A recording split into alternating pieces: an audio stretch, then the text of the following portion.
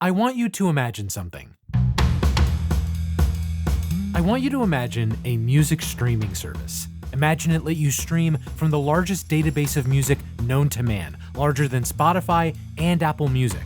Imagine you could stream it all with ads for free or without ads for a one-time payment of just $6. That is Musi. And I've never heard of it. I'm pretty hip when it comes to music these days. I always keep up to date on the latest Gregorian chants. I should know what Musi is. So what is Musi? To better understand it, we need to enter the Dragon's Den, the show from Canada. It's like their Shark Tank. Hello, Dragons. My name is Aaron Winowski, and I'm here with my friend and co-founder, Christian Lunny. Musi is an iOS application that allows users to stream content from YouTube and SoundCloud. So every day, thousands of new songs are released through various online sources. One of the largest of these online sources is the popular video sharing website, YouTube. As someone on my computer, this is great, but what happens when I'm on the go? This is where Musi comes in. Existing apps on the store really only cater to the video watcher. Musi, on the other hand, is built from the ground up for the music listener. You enter the app and you can play any song that can be found on YouTube. The UI is basic and similar to any other music streaming service out there. You'll also get a video ad when you first open the app, then banner ads as you use it, but no audio ads like you might hear on Spotify's free plan. You also won't get any of the ads that would normally play on YouTube videos. He says foreshadowingly. What's more, if you pay $5.99 just one time, you get rid of all ads forever.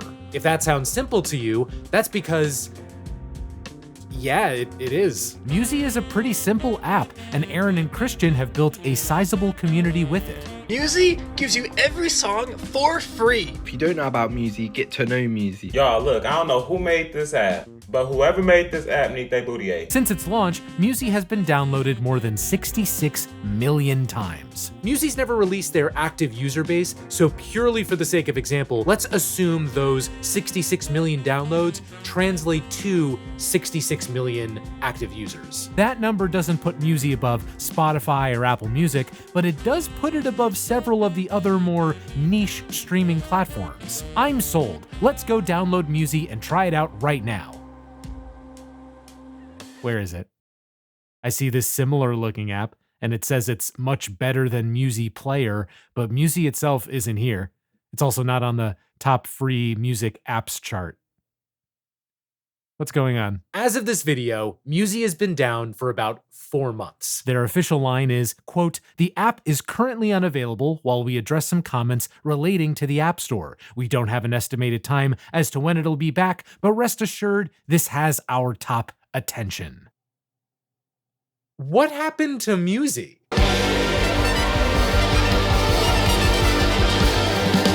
I can't tell you how much I wanted to do the bit from that H-Bomber Guy video where he's talking about Man in Cave, and he's like, yeah, let's go watch it. Just pull it up on your phone. Oh, you can't find it? It's not there? That video was about plagiarism and its various consequences, so I'm sure Mr. Bomber Guy would have been fine with me just lifting his joke and not crediting him. In late September, Musi was pulled from the App Store due to a complaint from YouTube. How did the community respond? OMG, I could cry right now. Because they're freaking jealous that the music is free. I swear to God, if it doesn't come back, I will put myself into a psych ward. Oh my God! Darren, stop doing it! I may not have known what this app was until like 5 minutes ago, but clearly it was loved by many. Fortunately for them, though, Musi wasn't about to take this lying down. Less than a week after its removal, Musi filed a legal complaint and a demand for a trial by jury with Apple. Which, by the way, kinda weird. I mean, I get it, Apple was the one who removed the app, but wouldn't Musi's beef really be with Google and YouTube? It's like the other recent lawsuit in music. Drake had beef with Kendrick Lamar because of the music released by Kendrick Lamar, containing various disses and trash talking by Kendrick Lamar. So to retaliate against Kendrick Lamar, Drake is suing UMG. Okay, whatever. What does Musi say? The 13-page complaint hones in on the part in Apple's developer agreement that cites the reasonable belief needed to remove an app. According to the document, Musi had been in occasional conversations with YouTube since 2015. YouTube's outside counsel would reach out and say, "Hey guys, are you doing a little terms of service violation?" And Musi would say, "No." This cycle continued until July 2024, when YouTube's legal team sent a 5-word complaint to Apple. August 2024 was when Apple started to get more involved, leading to the app's removal in September. Musi also sought a preliminary injunction. Basically, they wanted the app relisted while this whole legal kerfuffle played out. The next step in the aforementioned kerfuffle was Apple's rebuttal in November 2024. Now, before I go any further with this, I should let you know, I am not a lawyer, I am not a legal expert, I'm just someone who has followed Musi, its lawsuit against Apple, and then Apple's rebuttal. I find this case very interesting, and it is my personal opinion that, Musi ain't coming back. Musi is screwed. Musi is screwsy. I need to do a better job of answering the question, what is Musi? Musi has been described as a YouTube rapper, and I don't mean like my boy Jake Paul. This kind of app takes videos from YouTube and repackages them in a certain way, often adding new features or removing unwanted aspects. Now, for a split second, there could be a discussion worth having about whether it's copyright infringement to simply share YouTube videos. If the videos are publicly available and an app is simply just providing the video to you in a slightly different way, what's the harm? However, that conversation is, in my opinion, thrown out the window immediately because of one complication: money. Musi removed ads from YouTube videos and inserted their own ads, and they made money off of it. Apple's rebuttal showed that, quote, Musi had generated over $100 million in advertising revenue between January 2023 and spring 2024. That is especially wild considering the company's LinkedIn says they only have a max of 10 employees. Aaron and Christian must be living large. Except Aaron's LinkedIn shows he left last year, and Christian doesn't even mention Musi on his LinkedIn or website. The current CEO, according to Crunchbase, is a man named LeBron Jones. Whoa! Also, Musi may have been taken down thanks to a 5-word complaint by YouTube, but that was not the only complaint about Musi. The International Federation of the Phonographic Industry had raised complaints several times in 2023 and 2024. When YouTube sent in their complaint, the National Music Publishers Association backed it up. They even said, quote, Musi is an audio streaming app that leeches its offerings from YouTube's API to avoid paying copyright licensing fees. Clearly, Musi had pissed a lot of people off. Actually, wait, Apple's rebuttal and Musi's own supporting documents name Aaron as the current CEO. So he hasn't left the company? Who the hell is LeBron Jones? Here's another thing. And again, I am not a lawyer, but when I was reading Musi's complaint, some parts of it felt odd to me. Like when it talks about YouTube probing Musi about TOS violations, Musi explained to them that, quote, 1, at no point does the Musi app access YouTube's non-public interfaces. 2, the Musi app merely allows users to access YouTube's publicly available website through a functional interface and thus does not use YouTube in a commercial way. And 3, the Musi app does not sell advertising on any page that only contains from YouTube or where such is the primary basis for such sales. I'm not knowledgeable enough about APIs to speak on the first point, but the second point, does not use YouTube in a commercial way. Musi is making money off of these YouTube videos and running the app. So is that not a commercial way? And the third point makes my brain do circles. Like, maybe they're trying to argue a semantic point. Like maybe they're saying, oh, since most videos on YouTube are user generated, then technically there aren't any pages that only contain YouTube. Like, that's my best guess. Lastly, and this point basically refutes Musi's entire argument, but removing apps is very much within Apple's power. That's something you agree to if you want to get an app on their App Store. Apple, quote, reserves the right to cease marketing, offering, and allowing download by end users of the licensed applications at any time with or without cause. So yeah, in my opinion, Musi is screwsy. Look at AudioMac over here. They're just rubbing it in. You saucy little minx. I also began wondering, Musi apparently earned over $100 million in ad revenue.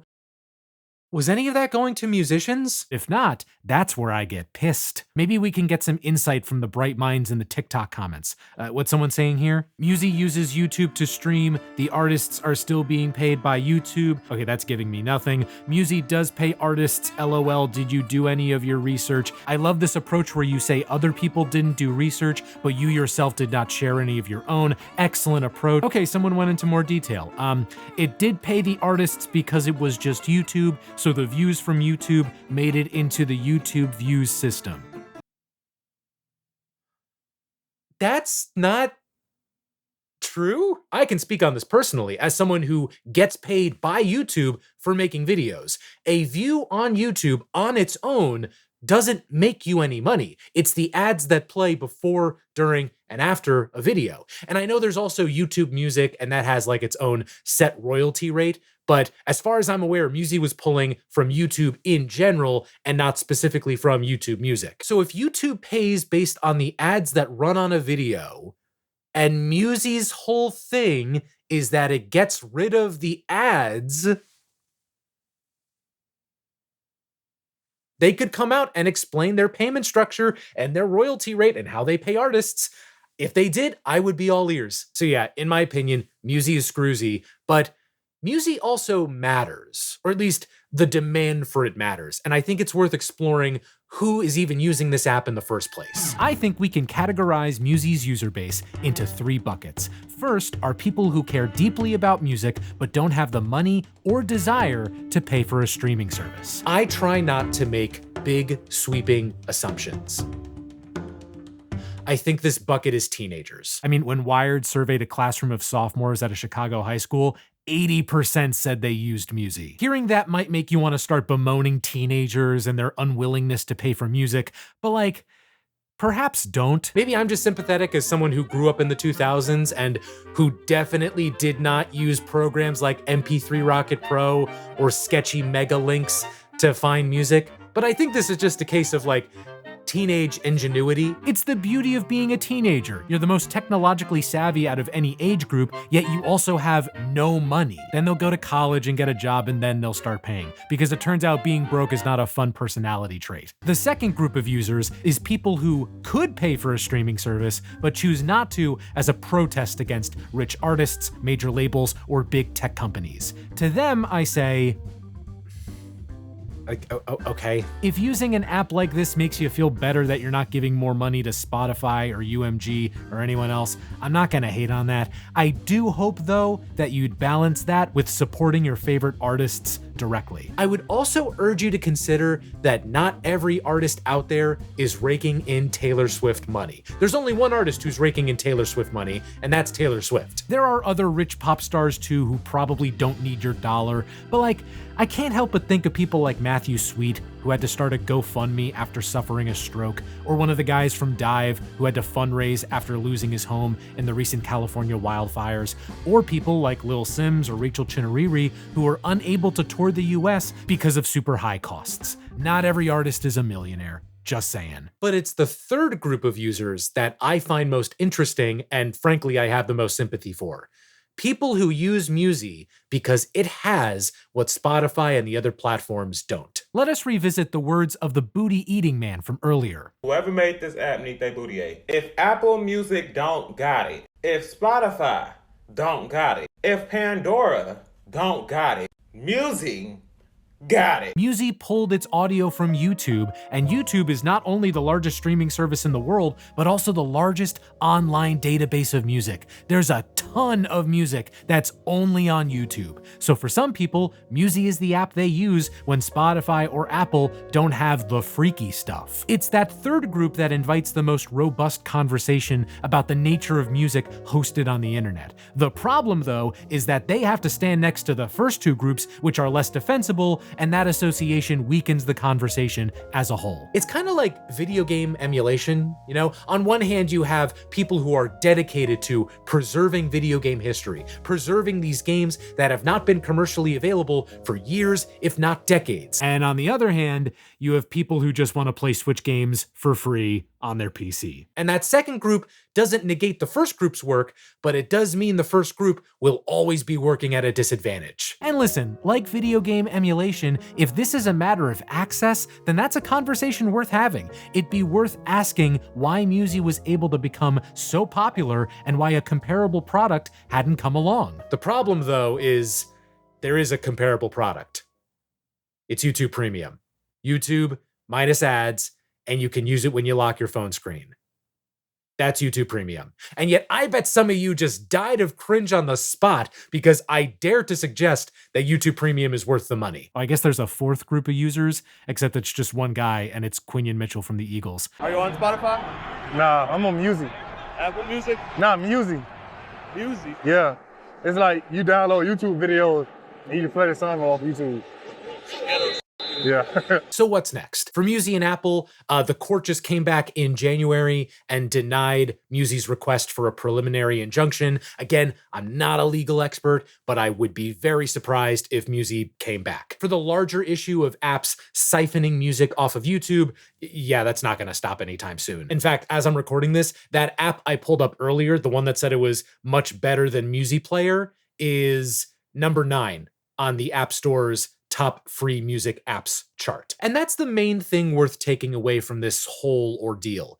The hunger for an app like Musi may not be fully justifiable, but it is worth listening to. I mean, if you used Musi, I could just tell you to suck it up and go use Spotify, but I'm not gonna tell you Spotify doesn't suck. It can absolutely suck. The ads can be annoying. They're constantly pushing AI. Musicians get paid virtually nothing, while the company's founder gets to rake in millions and invest it all in defense spending. I'm not saying Musi was a better option, considering it very likely did not pay anyone anything. I'm just saying it's not a black and white situation. While Musi's rise can partly be pinned on teens just wanting free shit, some blame should go towards streaming services and the enshittification process many of them have gone through. There's an opening right now in the market for an app that just lets you listen to the music you want to hear and nothing more. And all the streamers on the market left open a hole for Musi to exploit. And if that core distrust isn't solved, down the road, we could see another app like Musi really shake things up. Maybe, and I'm really catastrophizing here, but maybe that future app could be to streaming what Napster was to CDs. We'll just have to wait and see. If you were a Musi user, let me know in the comments. I sadly did not get to use it, though I don't know if it would have been the app for me. Yeah, it pulled music from YouTube, but YouTube's audio quality isn't that great. In my opinion, you deserve to hear your favorite music in the best quality with good gear, which brings me to this video's sponsor, Mackie. Mac and Me. Mackie speakers are known for good sound quality, durable builds, and an affordable price point. I mean, they're not free like Musi, but you're paying for something good. Their new CR speakers are perfect for any situation. Listening to music, making music, giving music the talk. Plus, they come with a variety of features that enhance your music experience, like Bluetooth connectivity, a location switch, and a tone knob. One time I was listening to Eminem and he was rapping very aggressively, so I used the tone knob to change his tone and make him more polite. The tone knob on the CR speakers does not control the tone of voice for Eminem or anyone else. Click the link in the description to learn more about Mackie's CR speakers. Thanks to them for sponsoring this video. Yippee-ki-yay, little Mackie. Off into the sunset for me.